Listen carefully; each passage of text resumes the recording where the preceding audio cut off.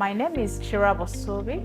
I'm a research scientist with the International Center for Research on Women, based out of the Kampala office. We have hosted this event today on advancing gender-responsive social protection programs in the country. We've had with us in the room different actors from government, from academia, from the private sector, the CSOs, representatives of marginalized women from the different areas, representatives from the local government.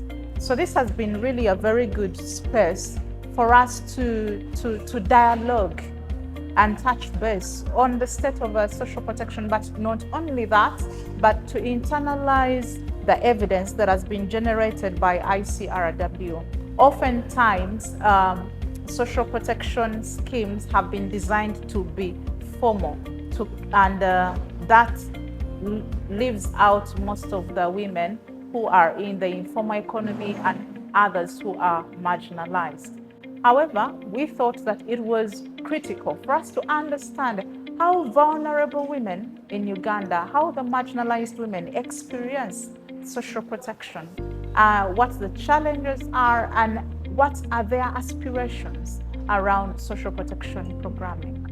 So today we've had the opportunity to share these findings and discuss them with key stakeholders in the room. The discussion has been very rich. We have set the agenda around the next steps for social protection in the country. Today we've received an update in this meeting that indeed government has geared efforts to make sure that they scale up the National Social Registry. Those efforts are underway, and that is great news because this database will help consolidate all the social protection programs that are being implemented in the country by different actors.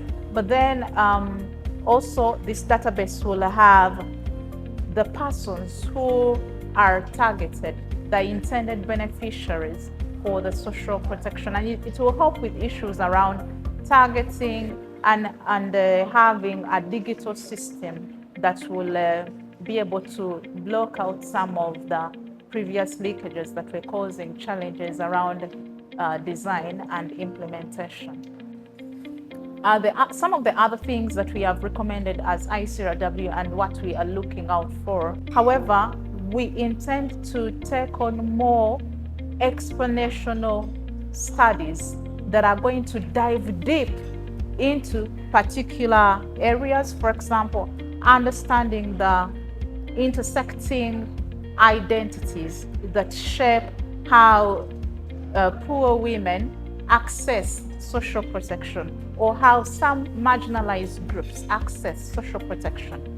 There are other key issues that have emerged out of not only this study, but also out of the conversation that we've had today around understanding how social protection can be designed to account for care work, because we know care work is very critical, and most of the time it is shouldered by women. It pushes them out of the paid work because they have to take more time concentrating on unpaid care work around child care, elderly care, household responsibilities. So if we are to move forward while prioritizing women and human capital development, we need social protection programs to be designed in a way that accounts for care work going forward. Thank you so much.